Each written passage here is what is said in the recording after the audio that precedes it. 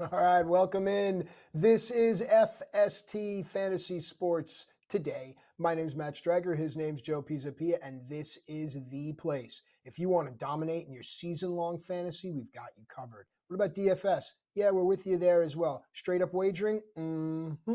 And just a quick reminder, at SportsGrid and at SportsGrid TV, those are our social media handles. Make sure you get on board, keep the conversation going, because we're going to be talking about a lot, especially with Joe Pisapia, who's the author of the Fantasy Black Book series. It's available now. It's changing the way people are winning, whether it comes to baseball, football, just looking at sports differently. It's a smart way of doing things. Wouldn't you agree, Joe? I would agree, but then again, that's a lot of shameless self-promotion, but that's what Just we're with here that last for. part. That's why you join the show here. But you also join for all the news and information. So unfortunately, every single week we got to get to it. We started off the show on a good note. The returns of Justin Verlander, Jordan Montgomery, Max Scherzer's on the way. Hooray. Everybody's very excited about that.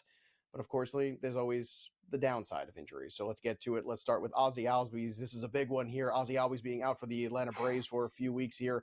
Not a great situation for him, dealing with a toe fracture. So he's going to be on the 10-day IL for a while, unfortunately. Then you have the Arizona Diamondbacks transferring Eduardo Rodriguez to the 60-day IL with that lat issue.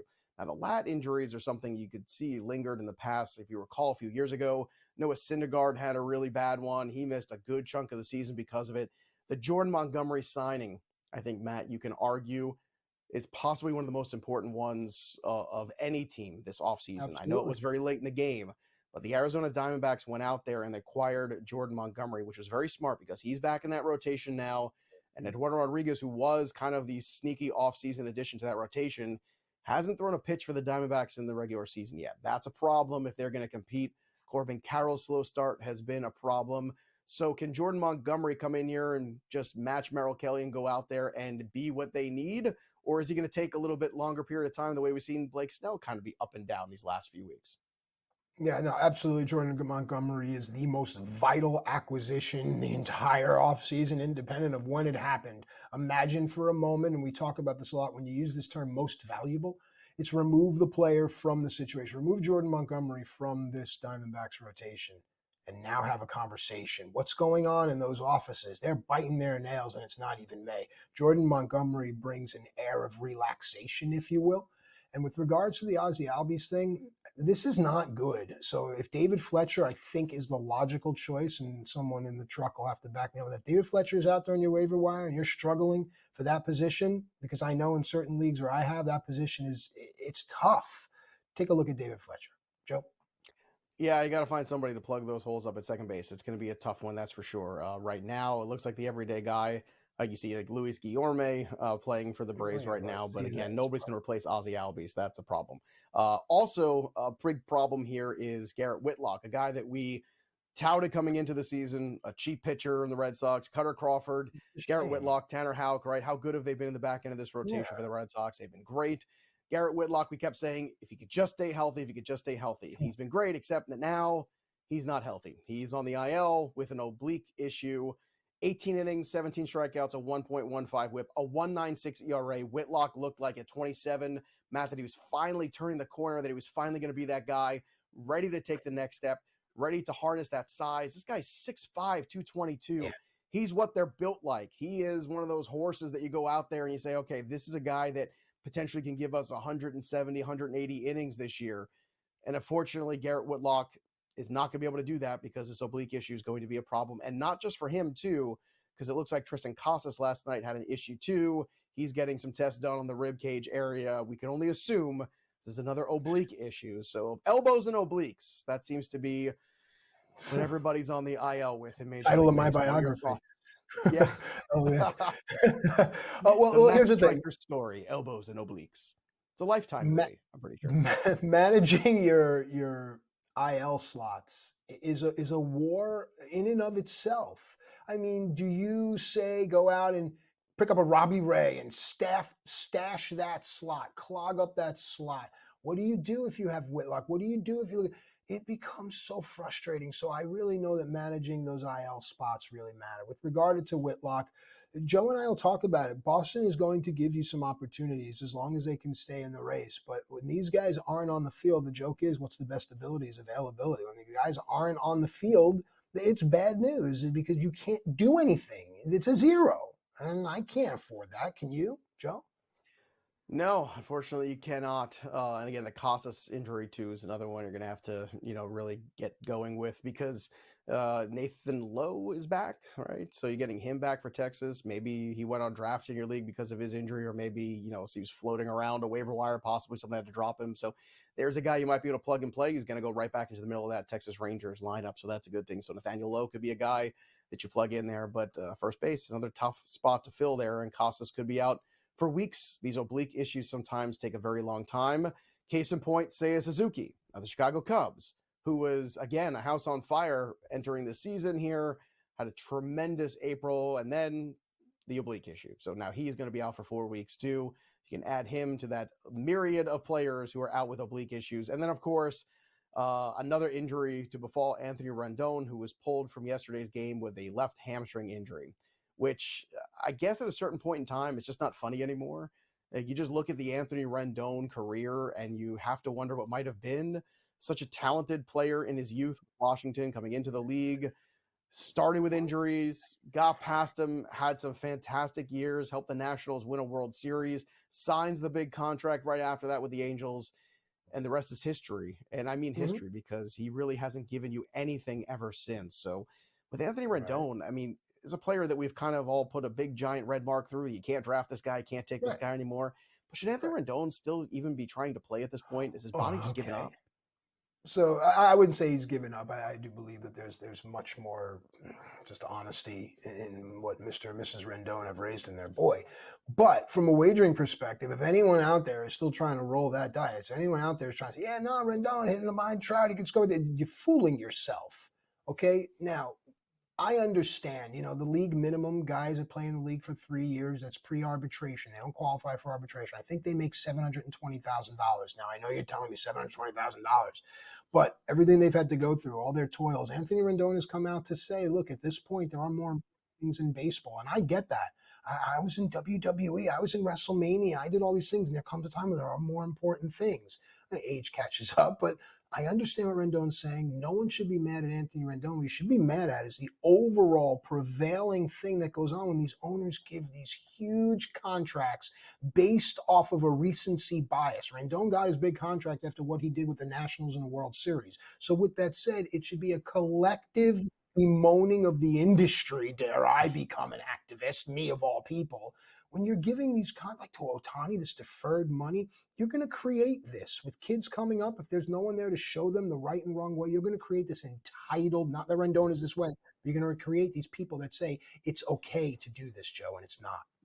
Yeah, I don't think Rendon should quit, but I think his body has quit on him, and I think that's unfortunate. The amount of games he's played for the Angels is never more than 60. There you go. So we come back, we're going to talk about some waiver wire pickups and guys to buy low. We'll be right back after this.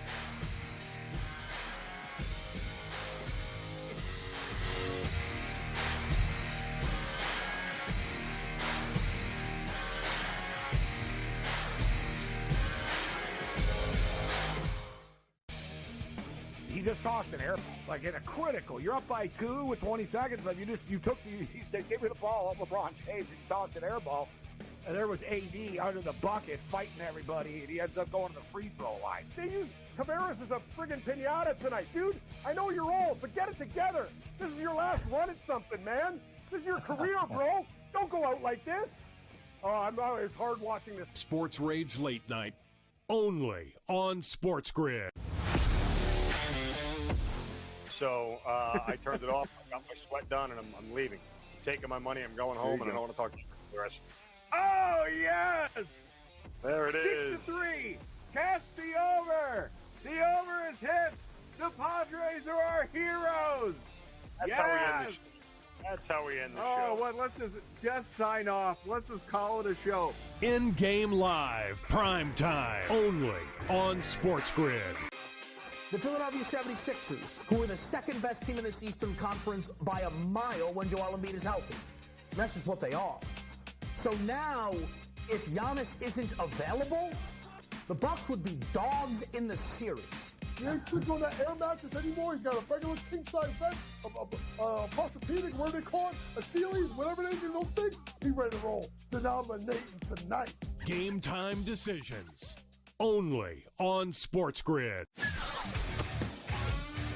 I mean, they're still the best. They're still the champs.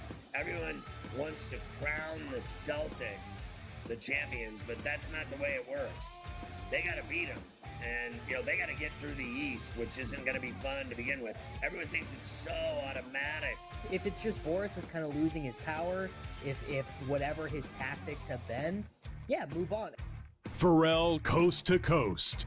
Only on SportsGrid. It's smarter to be on SportsGrid. Your 24/7 sports wagering network. The early line. Magical and historic season in Lincoln, Nebraska continues. He is the best player in the NBA, but also in the biggest moments where the national media is watching. Newswire. Something that we have never seen happen before with one of the iconic coaches in the game. Pharrell Coast to Coast. The team covers. It's automatic. It's every time. Not sometimes. It's every time. Game time decisions. Luka is actually far more dangerous from three on the road this year than at home. This game here tonight, you may want to consider taking as many points as humanly possible. In-game live. Prime time. We got not one, but two coaches fired systems in place. Sports Rage This Late sort of Night. has letdown written all over it. It's going to be hard to match the emotion that they played with the other night. It's smarter to be on SportsGrid. Great.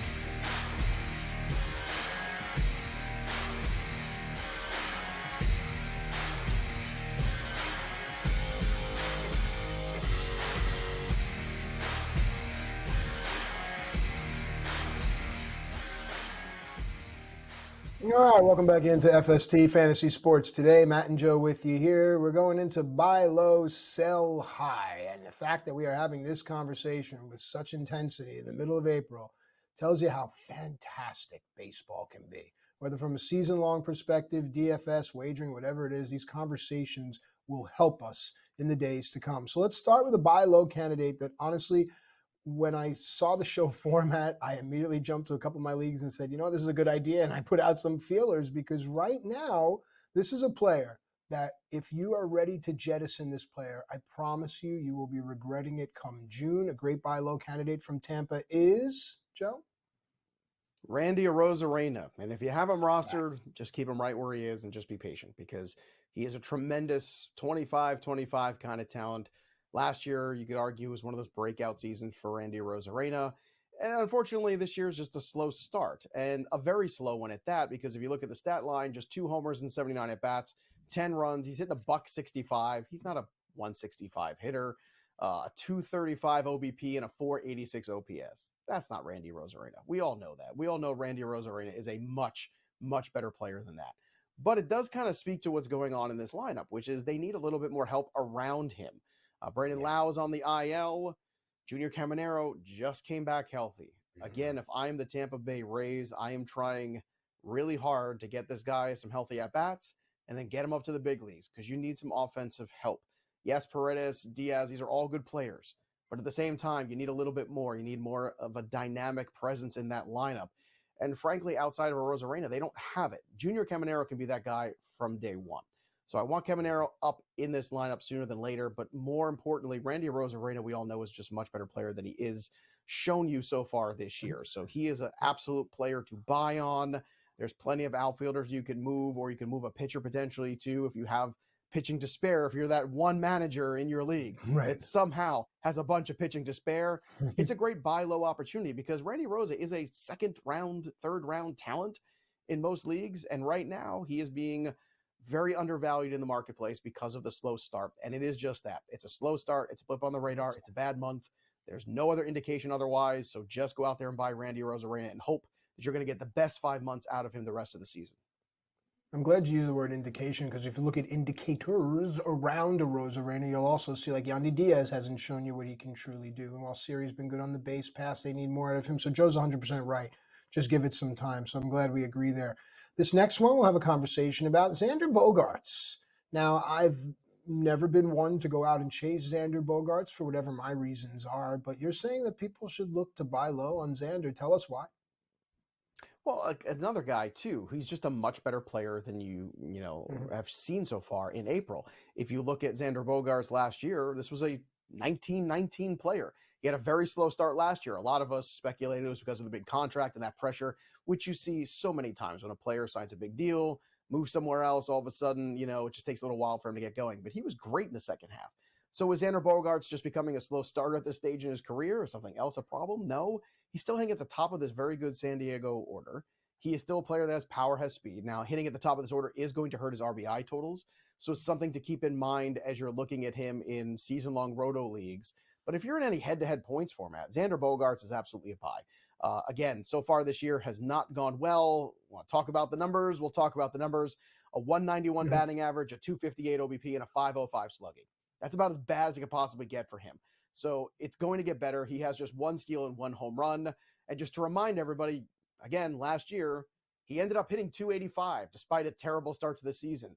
He ended up driving in only 58 runs, again, because of where he hits in the order, but he still scored 83 runs last year. He had 19 homers. He had 19 stolen bases. This is a player that has power, has speed, and has the opportunity to turn things around in a very good lineup that's got Tatis and Machado and all these other big names, and he's hitting in front of them.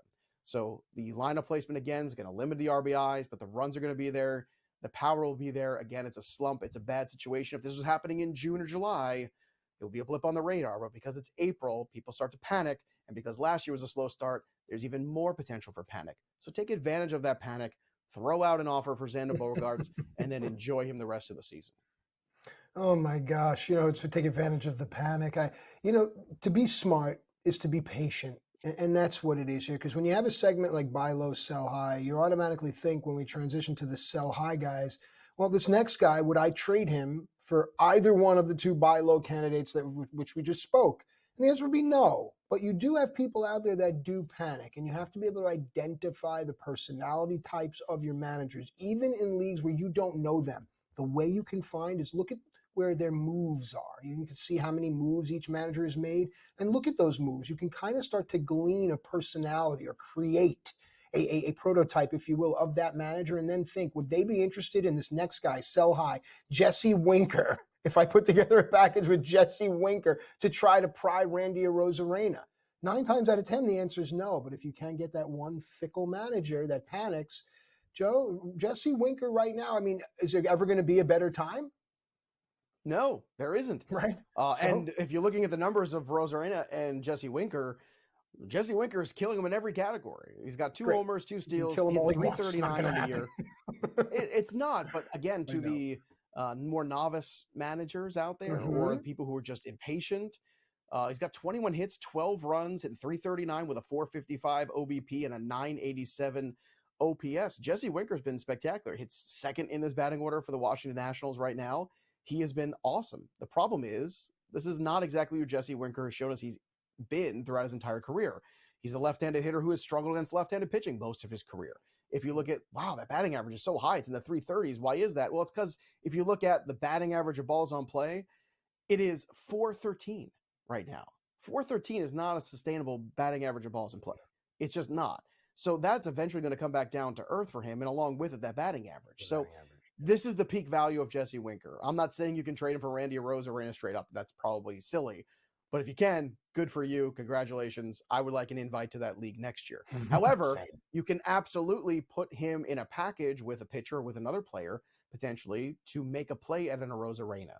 And I think that's something that you want to look at right now, potentially doing, or a Xander Bogaerts. So Winker is a player right now that has gotten to a really hot start. It's a good story. He is a fun player who, in the past has given us these moments. Jesse Winker a few years ago for the Reds, people forget. People were talking about him as an all-star for that first half. But around the corner, there's going to be that other version of Jesse Winker that we always see come back down to earth. So I would be looking more for that. Again, I think this is peak value. If you want to wait another couple weeks, maybe he sustains it. But if it starts to drop off, then you've missed that window, and then you're kind of stuck with an outfielder that the rest of the year it might be underwhelming. So that's something to keep in mind. Now is the time to trade Jesse Winker if you can. Yeah, now is the time, if there ever is a time, for this next guy, because again, putting this next pitcher in a package with Jesse Winker still would not get Randy Arozarena for me. And I'm a St. Louis Cardinal fan, but again, there's never going to be a better time to try to get rid of Lance Lynn. Joe? Well, look, Lance Lynn is still a veteran pitcher of name. Lance Lynn is still a pitcher that I think that, well, he is. I mean, look, last year was a terrible year for Lance Lynn. But if you look at what he's done so far this year, you could say, oh, okay, well, you know, some things are starting to go in the right direction for him. Strikeout rate's been pretty good. But I think the big thing you want to look at with Lance Lynn right now is in 2024, despite the fact that his ERA is at 2.18, and a lot of people will just see that 2.18 ERA, the xERA is at 4.71. Yes. The FIP is at 4.92. The xFIP right now is at 4.49. So these are staggeringly bad numbers. Huge difference. This is Grand Canyon difference when it comes to Lance Lynn's ERA and what the ERA should be right now. So again, this is that moment where it's not even so much trying to sell high as get out from under. Because if you don't, eventually that 2 ERA is going to continue to get closer and closer to the 4 range. And the Cardinals are a team, again, they've kind of struggled this year, a lot of strikeouts in that lineup. But Lance Lynn, certainly the numbers on the surface look good, but when you start to dig a little deeper, they don't. Those are the kind of pitchers you want to unload sooner than later. We come back, some guys that you want to add to your roster to help both play. We're going to tell you who those names are when we return right after this on FS2.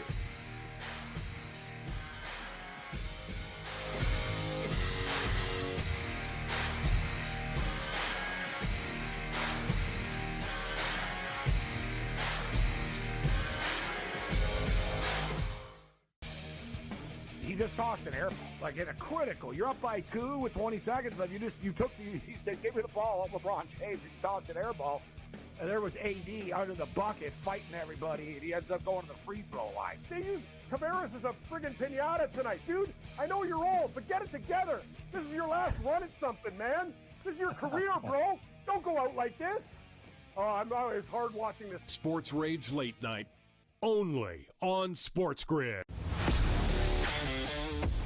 So I turned it off. I got my sweat done, and I'm leaving. I'm taking my money. I'm going home, and I don't want to talk to you the rest. Oh, yes!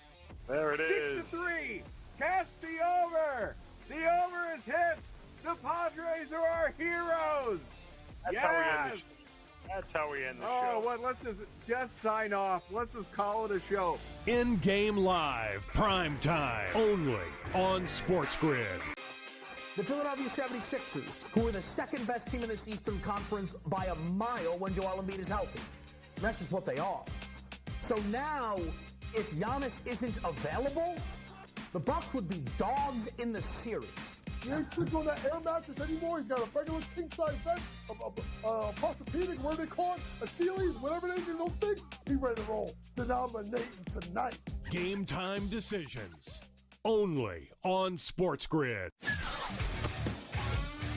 I mean, they're still the best. They're still the champs.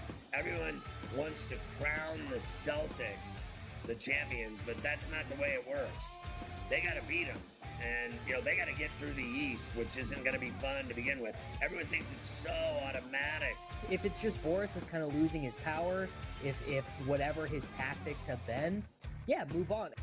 Pharrell Coast to Coast, only on SportsGrid. It's smarter to be on SportsGrid, your 24/7 sports wagering network. The early line. Magical and historic season in Lincoln, Nebraska continues. He is the best player in the NBA, but also in the biggest moments where the national media is watching. Newswire. Something that we have never seen happen before with one of the iconic coaches in the game. Pharrell Coast to Coast. The team covers. It's automatic. It's every time. Not sometimes. It's every time. Game time decisions. Luka is actually far more dangerous from 3 on the road this year than at home. This game here tonight, you may want to consider taking as many points as humanly possible. In-game live, prime time. We got not 1, but 2 coaches fired systems in place. Sports Rage This Late sort Night. of has letdown written all over it. It's going to be hard to match the emotion that they played with the other night. It's smarter to be on SportsGrid.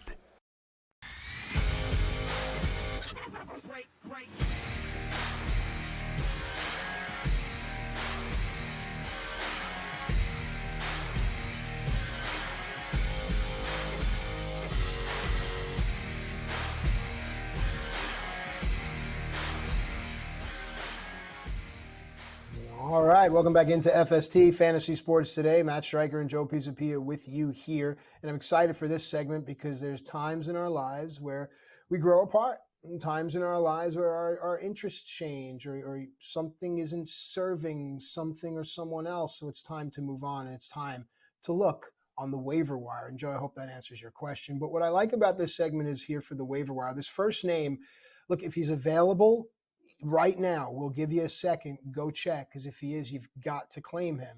Joe, Mason Miller is a must-have right now. Do you agree? Yeah, in fact, I'm stunned that he is just 65% rostered across the board. Now, he might be gone in your league already, but I don't know if it's because he was the Oakland A's guy in the bullpen or because there was uncertainty there or concern with injury. But Mason Miller has been absolutely spectacular this year for the A's. He is the closer. And we had this discussion back in February and March when it came to Mason Miller, which is, he's the kind of player that you do worry about him flaming out. So how do you protect a young arm that you're really excited about? Well, you can't have him be a starting pitcher because you're worried he's not going to be able to pitch that amount of innings. So in the relief role, it's dangerous because you don't want him to get up and down and stop and start, coming into high pressure situations with men on base. That's not the ideal scenario to keep a young pitcher healthy that you have concerns regarding their health. The way to do it is to make him the closer, let him go out there with a clean ninth, being able to structure those innings appropriately. And with the A's, you don't really have to worry about them pitching 3 days in a row, because how many times are you going to have a situation where they're going to be having a win in a closed situation 3 days in a row? It's probably not going to be, right? So you're going to have him 1-2 days max. If you do have that miracle happen where the A's are in a safe situation 3 days in a row, okay. Then you have somebody else take over that role for that day. You can control and manage Mason Miller if you're the A's that way. And that's what they've done. They've gone exactly to that plan. It's exactly the plan I talked about in February and March on this show and on Fantasy Pros MLB too. And it's worked. He's got a 2 ERA over 7 games. He's got 4 saves. He's saved every single game that he's been in. He has 17 strikeouts in just 9 innings and a 1.11 whip. He has been exactly what you expected in this role, which is straight up dominant. He should be rostered in 100% of leagues right now. If he's still floating around yours, not only can he give you saves, again, is he going to give you 35 saves? Probably not. Can he give you 25 and incredible peripheral stats? He can. So Mason Miller is probably the one guy floating out on this list that should not be on this list anymore going forward. I expect after this week to him be close to that 90-something% range. Mason Miller is the closer for the A's, and he is a dominant one at that. And folks, I got to tell you, before the show came on the air, I had asked Joe, does he think that the A's would win 80 games? And his response was clever. He said, no, but I don't think they'll lose 100. And with that said, we're seeing the A's right now. They are not the worst team in the league. Let's put it that way, okay? White Sox and Marlins and Rockies exist. So now the A's, in their little niche, become wagerable. Mason Miller is part of that. All right, Joe, this next Met is something that the Mets need, a pitcher. You talked him up last time out. You can make jokes about his name, but right now it looks like Jose Butto is going to be an ad. His availability, my gosh, 31% rostered, so 7 out of 10 leagues is available?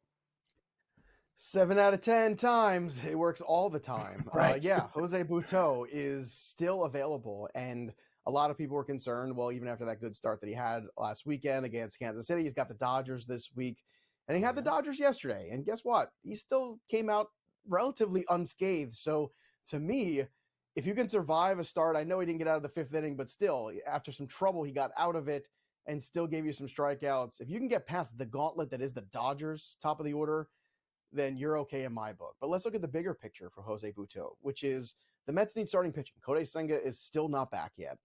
You look at Butto's stats so far for 3 starts, a 1.65 ERA, 16 innings, 21 strikeouts, a 1.04 whip. Matt, those are tremendous numbers. This was a pitcher that I watched personally in spring training work, and I was impressed every time. He worked fast. He attacked the strike zone, throws strikes. He's a bigger presence kid. He's 6'1", 200 pounds. He's not like a slight guy. This is the kind of pitcher that really has made a huge leap year over year. We talked about Christian Scott a few weeks ago on the show, right, in the Down on the Farm segment. Between Butto and Scott, there's a couple pitchers now in this New York Mets system that have kind of came out of nowhere that all of a sudden you're very excited about. And there's nothing really keeping these guys out of this rotation. Jose Quintana has a decent-sized contract. Senga, you hope at some point is going to be back. After that, everything's up for grabs. Minaya is a pitcher that has worked in the bullpen before with success, even just as recently as last year. So you can move Mania to the bullpen. You can move Adrian Hauser to the bullpen. Those guys are just Band-Aids. Those guys are not permanent solutions. But Jose Butto, Christian Scott, these guys are long-term solutions. And the Mets organization would be doing a disservice to the current roster and the fan base if they don't let these guys pitch and Christian Scott sooner than later, because Butto and Scott are both two guys that right now you can start to get some major league innings. Next year, if you want to go chase some big free agents, you're getting Ronnie Mauricio back. All these kids that you have in the system are going to be another year older. All of a sudden, the Mets are starting to look like a team with a very bright future. But Butto is a guy that, again, available in 70% of leagues. Maybe he gets sent back down at some point. I don't see it. I think Butto is going to stick in this rotation for the duration because so far he has not shown you any reason why he does not belong there. Listen, my dad told me when I was young, there's a big difference between old money and new money. New money is always going to chase the label and the show off. What Steve Cohen tried to do with the Mets last season was new money. What's happening here with Scott and Butto, like Joe's saying, is what an old money approach would be. And I promise you that Cohen's probably still going to jettison these kids off regardless to chase that label. Excuse me. Let's turn now to a very interesting name because he currently isn't up. But with that said, rostered in 67% of leagues, and there's a reason why. Let's go to Tampa and talk. Look, Junior Caminero was a guy that was rostered in a much higher amount of leagues. Now, most of the 67 accounts for Dynasty and Keeper League formats, right? But in redraft leagues, a lot of people could not keep him on their roster because they had a roster crunch. When he got hurt with that quad issue in the first 2 weeks of the season, they had to drop him, which means he's available in still about 30% of leagues. That's enough to start searching around the waiver wire to see if he's available in yours. Junior Caminero is an elite level offensive young player. His slash at the minor league level, 314, 382, 554 over 230 games. The guy has power. The guy has speed. But more importantly, he has a hit tool that's off the charts. Junior Caminero is a guy that's going to be a star in the major leagues, and I have very little doubt about that. And he really does not, since he's come back from that quad issue, he's done nothing but rake this week. So to me, Caminero is a guy that should be up sooner than later. Check and see if he's available. I understand why teams got in a bad spot and had to drop him. But now, if he is somehow floating out there, you got to add him to your roster and be aggressive doing so. And I agree. And from a wagering and DFS perspective, if Caminero comes up, it just bolsters a lineup and allows guys like Siri, Diaz, and Arozarena to get going. And that's what we want. We want to find the guys that we know what they can do and wager on them. We don't want to stray too far out. The devil we know better than the devil we don't. Speaking of which, Joe, Edward Cabrera from Miami, 52% rostered. We were having a conversation about the merits of Max Meyer versus Edward Cabrera. Let's bring that conversation forward here now. Yeah, look, Edward Cabrera is a pitcher that I think that in the past we've seen struggles with walks, right? Yes. He started the season late, came in there. He does. Right,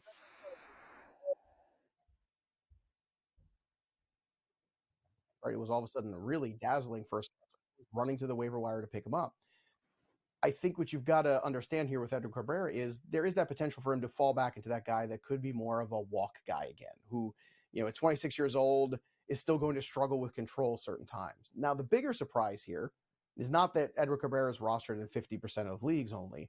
It's that Max Meyer was the guy that got sent down, because you would probably argue and be correct that Max Meyer was the best guy in this Marlins rotation. So why are we sending him down for Edward Cabrera? We're talking about managing his innings. That's absurd. If people are dropping Max Meyer this week because he got sent down, add Max Meyer. He's a better priority than Cabrera, even though Cabrera is up already in pitching. And the reason is Max Meyer is just a better pitcher. And at some point, Max Meyer is going to be back. Jesus Luzardo is not long for this season with the Marlins. They are going to move him. We've talked to Craig Mish about this. We've talked to numerous sources about this, and that is going to happen at some point. So Max Meyer does not need to be babied as much as they are babying him. It's kind of absurd that they're doing this right now. And it's frustrating because babying Yuri Perez didn't prevent him from getting hurt this year.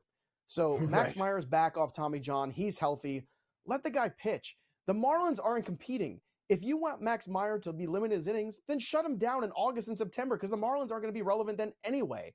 What are we doing in April worrying about him? It's absurd. It's stupid. You want to add Cabrera, that's fine. He's got strikeout potential. Again, the walks can be an issue. But more to the point, if Max Meyer got dropped in your league because he got sent down, add Max Meyer. And if you have the space to be patient for his return, because his return is going to be imminent at some point in this season. I love it. All right. On the other side of the break, our brother Derek Brown is coming on to talk with Joe. And if you get a chance, give Derek a follow on social media. He's doing something that's really fun, really inspiring, and really special. Speaking of which, someone else is doing all those things, and it's Jonathan Clase for a Seattle Mariners team that many people were deeming unwagerable first couple of weeks of April. Hello. Now it looks like they're starting to turn around. Joe, your thoughts? Yeah, 2 hits yesterday for Clase. We talked about him earlier in the show, too. A guy who was dominating AAA and a guy that you should be adding to your roster. He's available in 80% of leagues. Lo Profito, another guy, too, that I would speculatively add this week because Jose Abreu is not going to hold on to that job. It would not surprise me if he gets DFA'd from the Houston Astros some point in the next 3 to 4 weeks. It just seems like it's going in that direction, which is a sad end to a great career. But Singleton is not the answer. Lo Profito is. Clase is a good young outfielder to power, speed. Maybe he can move up that lineup as well. But the Mariners need a little injection of offense, and they got it. And Julio Rodriguez is starting to turn things around too. Hopefully Jorge Polanco will as well. Buy collectively on the Mariners if you still can and invest on them at the better number right now that you're getting because it's not going to get better than it is right now. Although the show's going to get better because when we come back, Derek Brown joins the conversation. Stick around for the Furious Five. We can help you in your NFL season.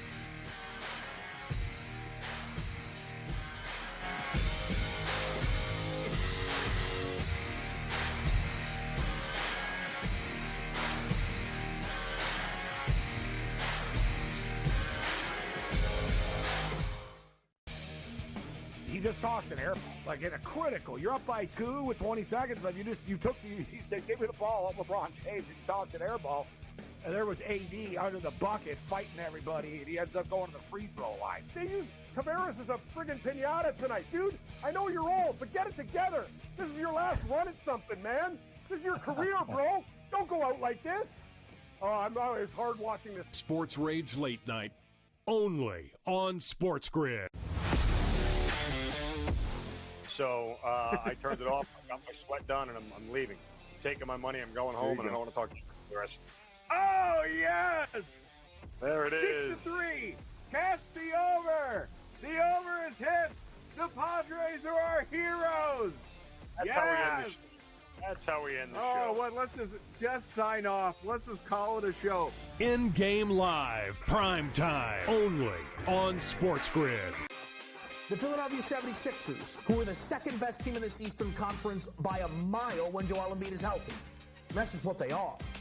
So now, if Giannis isn't available, the Bucks would be dogs in the series. He ain't sleeping on that air mattress anymore. He's got a regular king-size bed, a posturepedic, what do they call it? A Sealy's, whatever they do, those things. He ready to roll. Denominating tonight. Game time decisions, only on SportsGrid. I mean, they're still the best. They're still the champs. Everyone wants to crown the Celtics the champions, but that's not the way it works. They got to beat them. And, they got to get through the East, which isn't going to be fun to begin with. Everyone thinks it's so automatic. If it's just Boris is kind of losing his power, if whatever his tactics have been, yeah, move on. Pharrell Coast to Coast, only on SportsGrid. It's smarter to be on SportsGrid, your 24/7 sports wagering network. The early line. Magical and historic season in Lincoln, Nebraska continues. He is the best player in the NBA, but also in the biggest moments where the national media is watching. Newswire. Something that we have never seen happen before with one of the iconic coaches in the game. Pharrell Coast to Coast. The team covers. It's automatic. It's every time. Not sometimes. It's every time. Game time decisions. Luka is actually far more dangerous from 3 on the road this year than at home. This game here tonight, you may want to consider taking as many points as humanly possible. In-game live, prime time. We got not 1, but 2 coaches fired systems in place. Sports Rage This Late sort of Night. has letdown written all over it. It's going to be hard to match the emotion that they played with the other night. It's smarter to be on SportsGrid. Great.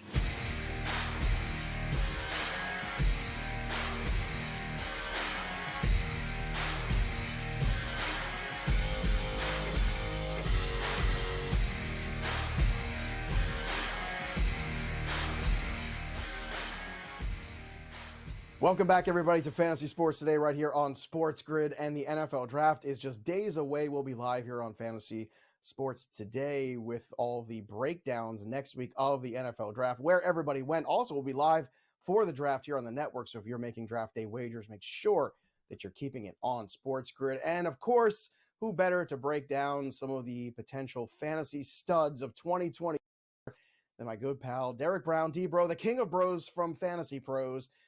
Derek, before we get to the Furious 5 guys that could really help people out in redraft leagues in 2024, because there's a lot of big names on this list. The biggest name is Caleb Williams.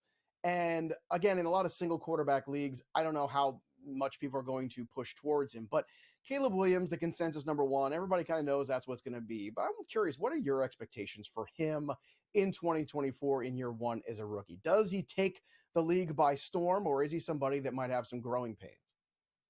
I think you could see a mix of both, Joe. And I know that maybe it sounds like I'm talking out both sides of my mouth here, but looking at Caleb Williams, we're not going to get the type of rushing utility that we are going to get out of Jaden Daniels. So from a fantasy angle, I think Caleb can be really good as a passer. Now, where's the ceiling and floor for anything fantasy related? You know, that's a good conversation, because we've seen guys in last year. Look, I was super high on CJ Stroud. He was my QB1 throughout the entire process. But is he going to offer you rushing upside? Is he going to offer you ability to score points and make plays with that in that aspect of his game? Not necessarily. So Caleb, I'm looking at him as a QB2. I think he could have a very strong rookie season, but either one of two things. He's either going to have to outproduce my expectations on the ground or through the air with the passing volume to really possibly be a QB1. So he's not my QB1 of this class from a fantasy angle, especially. Yeah, you and I were holding hands about the CJ Stroud stuff last year. We took a fair amount of heat about it too. Not the hold hand. We did. CJ Stroud. It's part. 2 scores. You know what, man? Let me tell you. Anybody who didn't watch CJ Stroud in college or watch his combine, I don't know how you couldn't evaluate him as the best quarterback in that class. Here's a fun question. The Bears have never had a guy throw for 4,000 yards in their history. Would Caleb Williams be the first guy to possibly do that with Keenan Allen and with DJ Moore? Yep, in his rookie season. I think that is absolutely plausible, considering it's not only just a Caleb type of take, but look at the NFL, man. The NFL is a pass first league, like defenses, everything, the offenses, how you used to run to get up and then you pass. Now we're seeing teams that are passing to get up, and then they're like, at the end of the game, yeah, we could run. Be fun to see Caleb Williams break that record down. Would love to see it. All right, let's get to the guys on your list here, the Furious 5. Let's start with another quarterback, Jaden Daniels, who I think in Superflex leagues is going to be very sought after. He has the ability to rush. Certainly a great year for him at LSU. Daniels did have a lot to work with. If he goes to the Commanders at 2, or even the Patriots at 3, you can argue he doesn't have a whole lot to work with. You know, Terry McLaurin's there. Okay, that would be fun with Washington. Maybe they also draft a wide receiver. We'll see. But what are your thoughts here on Jaden Daniels' ability to be a super flex value potentially in 2024? I think he'd be a huge value, Joe. And we talked about, I mentioned the rushing utility that he brings. I've already got it in my early quarterback ranks of Fantasy Pros. Like, he's a top 12 quarterback, because the fact of it is, you can run from it, you can deny it, you can bury your head in the sand and try to pretend like it's not real. But Anthony Richardson was fantastic, and he wasn't a great passer last year. Still was a QB1 in almost every game that he played, full games. And I know that's a small sample. But even if we go back even further, Jalen Hurts in his first year as a starter for the Eagles wasn't a fantastic passer. Justin Fields, let's talk about him. When he's been healthy, he has been a top 10 fantasy quarterback every single year. So looking at Jaden Daniels, who I think is a very refined passer, he's an anticipatory passer. He was one of the best deep ball passers, if not the best, in the nation last year. He was first in adjusted deep ball completion rate. So I love Jaden Daniels. I think that if he plays all the games, he's a locked in top 12 fantasy quarterback, as well as put him in with the Washington Commanders. And I think it's wheels up, dude, because they've got so many picks.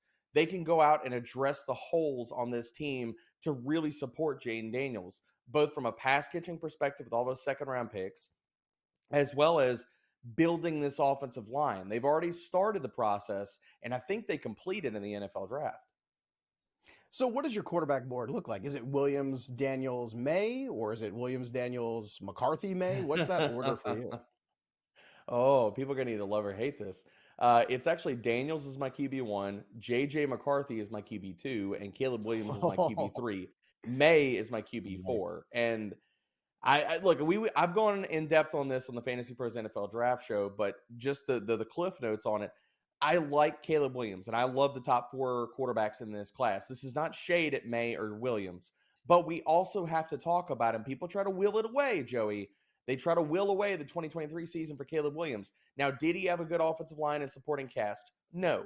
Did we see a lot of hero ball out of him, which going to the NFL, the game's going to do nothing but get more complicated and faster. And if that's ingrained in him and that's more of a problem than where maybe some people are baking in, that's why Caleb Williams is my QB3. And again, I'm kind of burying the lead here. I love J.J. McCarthy. I've been there. I'm still there. I think the kid is being massively slept on, and people that are hating on him still, they're just missing the boat, man. All right, let's go back to LSU because we know wide receivers make a lot of impact here, and Jaden Daniels' teammate Malik Neighbors certainly one that looks to make an impact in 2024. Now, what kind of an impact do you think that's going to be, and where would you like to see him land to get the most out of him in terms of fantasy this coming season? I think one of the best fantasy spots for him to land, I mean, looking at a player that's going to go top 5, top 7, I think the Giants are a pretty good landing spot. Now, I don't want to see him land with the Chargers. If he does that, then it's going to bump him down just a little bit. And that comes back to just the volume expectations, because we know what Jim Harbaugh, we know what Greg Roman want to do. They want to run the dang ball. And if they're going to do that, yes, he's tied to Justin Herbert. Yes, can he get 120, 130 targets? My question is, can he get 150 targets? And I don't know inside the context of that offense if that can happen. Now, with the New York Giants, we've seen Brian Daboll willing to cut it loose. Now, does that happen with Daniel Jones? I don't know. I don't even know if we see Daniel Jones under center week 1. Who knows if they draft a quarterback in this draft? So I would like to see Malik Neighbors in a reasonable landing spot to go to the New York Giants, because I think the volume could be there. And depending on what they do at quarterback, even if you were to tell me early 3rd round, the Giants go get Spencer Rattler, and then they let him and Danny Dimes compete in camp for the job, still be really high on Neighbors. Now, another wide receiver, obviously people think that is a can't-miss prospect, is Marvin Harrison Jr. from Ohio State. Could possibly go as early as the 4th pick to the Arizona Cardinals. Could even go sooner if somebody wants to trade up to take him. We'll see. I doubt it. Looks like the quarterbacks are going to go somewhere 1, 2, 3, some order, regardless of who ends up selecting at 2 and 3. But in your opinion, when you are looking at Marvin Harrison, again, 2024 expectations, that is the big part there that we're trying to understand. What does it look like for him in his first season in redraft leagues? I know a lot of it has to do with where he might end up, but where do you want him to end up to get the most out of that productivity? I want him to end up in Arizona, and I talked about this on Fantasy Pros last week. And this all comes down to, again, the volume expectation and looking at what Arizona did last year. They threw the ball 555 times, Joey. So ballparking them, and that was while they were 25th in neutral passing rate. So ballparking them for 550 passing attempts is not crazy this season. If we really think Marvin Harrison Jr. is that guy in Arizona, you give him a 23% target share, 126 targets. You give him a 25% target share. That is 137 targets, Joey. And that might not sound like a ton. That would have been tied for 13th amongst all fantasy wide receivers last year. So we're talking about a guy, if he is as good as we think he can be, 25, 20, heck, 27% target share, because that's what Drake London got in his rookie season. If we get that, you're talking about a guy who could be a locked-in wide receiver 1 in fantasy in his rookie season. Rome Odunze, probably the guy who's 3rd on most people's boards, a wide receiver from Washington, also coming off a great year. High expectations for him. So, again, I'll ask the same question. Where do you want him to end up? And what is the fantasy outlook for Odunze in 2024? Okay, we're going to go fever pitch here, Joey. I want the craziness. I need the sauce. I need this in my life. I want the Buffalo Bills to go nuts, and I want them to trade up for Rome Odunze. That's my fever dream. Okay, I'm going to throw that into the ether. I need it right now. I need this in my life. I need the chaos, because that would. I love Rome Odunze. Well, they did trade up last year. Remember, they were going for wide receivers last year in this draft, right? And the wide receiver run happened, and they said, "Oh, we got to pivot now. We got to pivot to Dalton Kincaid, the best pass catcher on the board." And I don't, again, they had Stephon Diggs on the roster at the time. To me, it was a good pivot. It was the best pivot for the value on the board. But this year, it's almost like you can't afford to have that happen again. So you think there is a possibility where maybe they don't wait to where they are in the 30s and they end up moving up to take Odunze. That would be great for them. But let's say they don't get that aggressive. What's another landing spot potentially besides Buffalo where you think, okay, now I'm really excited about Rome Odunze because this is a player that has a lot of the skill set that we look for in an NFL wide receiver, good college career, great season. You can even argue coming out of last year. So what's the ideal spot to maximize his value in 2024 early and often?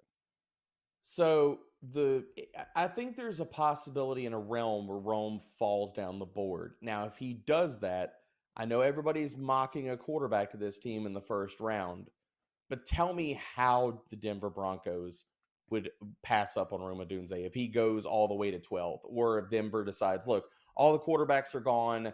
Let's go get a Rattler. Let's go get a Nix or a Penix in round 2. Whoever's there, that's fine. We could trade up, use some 2025 equity to get up into the second round.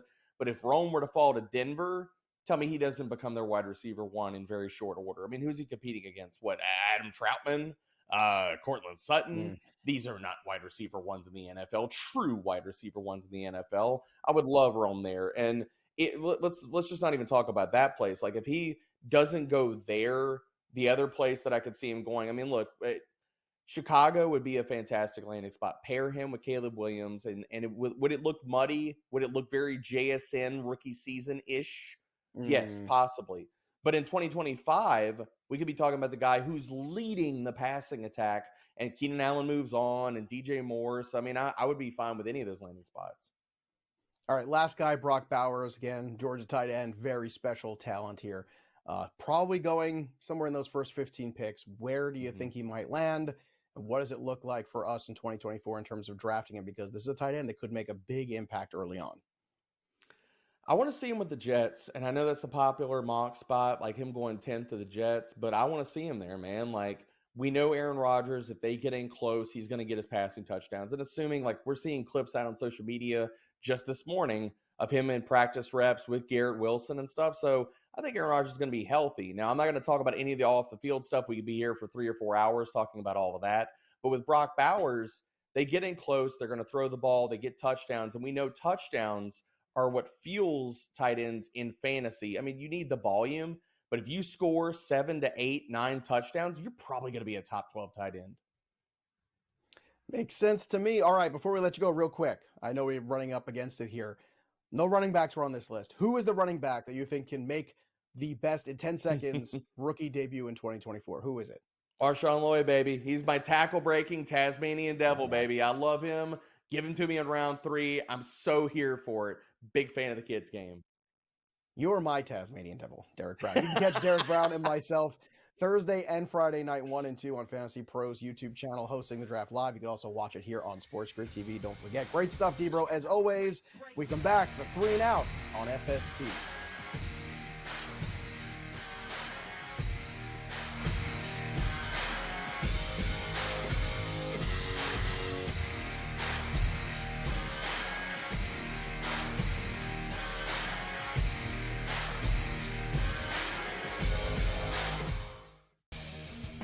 He just tossed an air ball, like in a critical. You're up by 2 with 20 seconds left. He said, give me the ball, up LeBron James, and he tossed an air ball. And there was AD under the bucket fighting everybody, and he ends up going to the free throw line. They use Tavares as a friggin' pinata tonight. Dude, I know you're old, but get it together. This is your last run at something, man. This is your career, bro. Don't go out like this. Oh, it's hard watching this. Sports Rage Late Night, only on SportsGrid. So I turned it off. I got my sweat done, and I'm leaving. I'm taking my money. I'm going home, and I don't want to talk to you for the rest. Oh, yes! There it is. 6-3. Catch the over. The over is hit. The Padres are our heroes. That's how we end the show. Oh, well, let's just sign off. Let's just call it a show. In-game live, prime time, only on SportsGrid. The Philadelphia 76ers, who are the second best team in this Eastern Conference by a mile when Joel Embiid is healthy. And that's just what they are. So now, if Giannis isn't available, the Bucks would be dogs in the series. He ain't sleeping on that air mattress anymore. He's got a regular king-size bed, a posturepedic, whatever they call it, a Sealy's, whatever they do, those things. He ready to roll. Denominating tonight. Game time decisions. Only on SportsGrid. I mean, they're still the best. They're still the champs. Everyone wants to crown the Celtics the champions, but that's not the way it works. They got to beat them. And, they got to get through the East, which isn't going to be fun to begin with. Everyone thinks it's so automatic. If it's just Boris is kind of losing his power, if whatever his tactics have been, yeah, move on. Pharrell Coast to Coast. Only on SportsGrid. It's smarter to be on SportsGrid. Your 24/7 sports wagering network. The early line. Magical and historic season in Lincoln, Nebraska continues. He is the best player in the NBA, but also in the biggest moments where the national media is watching. Newswire. Something that we have never seen happen before with one of the iconic coaches in the game. Pharrell Coast to Coast. The team covers. It's automatic. It's every time. Not sometimes. It's every time. Game time decisions. Luka is actually far more dangerous from three on the road this year than at home. This game here tonight, you may want to consider taking as many points as humanly possible. In-game live. Prime time. We got not one, but two coaches fired systems in place. Sports Rage This Late sort Night. of has letdown written all over it. It's going to be hard to match the emotion that they played with the other night. It's smarter to be on SportsGrid. Great.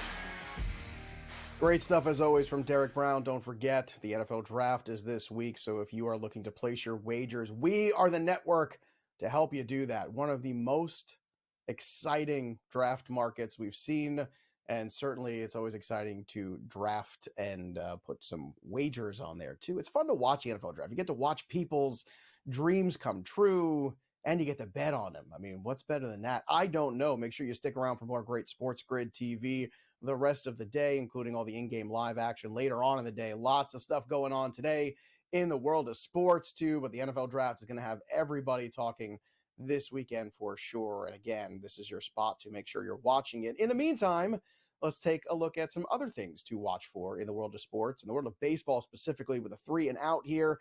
The first thing, this Braves rotation. What's Max Fried doing here? We got to figure it out because they are hurting right now. They've got to figure things out a little bit. Where it's going to come from, internally, externally, I don't know. But the Braves rotation, I think, is something to monitor because that Phillies rotation looks healthy, looks deep, looks strong. And I don't think we can say the same thing for the Braves right now. Trout speed has returned. All of a sudden, Mike Trout has 5 stolen bases. Is this an anomaly, or is this Mike Trout now healthy in the new rules of baseball this year? All of a sudden, is Mike Trout going to have a renaissance and get back to a 30-30 player? I don't know. But it's something to monitor and continue to watch, too, as the season goes on. I know in the past we've said, well, Mike Trout's speed has fallen off. He's not a guy that's going to steal 20, 30 bases anymore. All of a sudden, he's got 5. He's towards the top of the boards. It's a really intriguing time here. There's something to watch and see. Now, hopefully Mike Trout does stay healthy, but I keep saying this is that opportunity for the Angels to cash in on Mike Trout. A healthy Mike Trout is a dominant player who can bring you back an enormous haul. And maybe, just maybe, the Orioles are that team that can back up the truck in prospects, because we all know how good that Orioles team is too. And, of course, Paul Skeens watch. The next start for Paul Skeens coming this week. How many guys will he strike out? How many 100-mile-per-hour pitches will he throw? Time will tell, but we will be here to report on it too. Hopefully he starts throwing them for the Pirates, for goodness sakes. But that'll do it for me, Joey P. However the story of the game goes on, for Matt Stryker, we'll see you next time, kids. Enjoy your Sunday.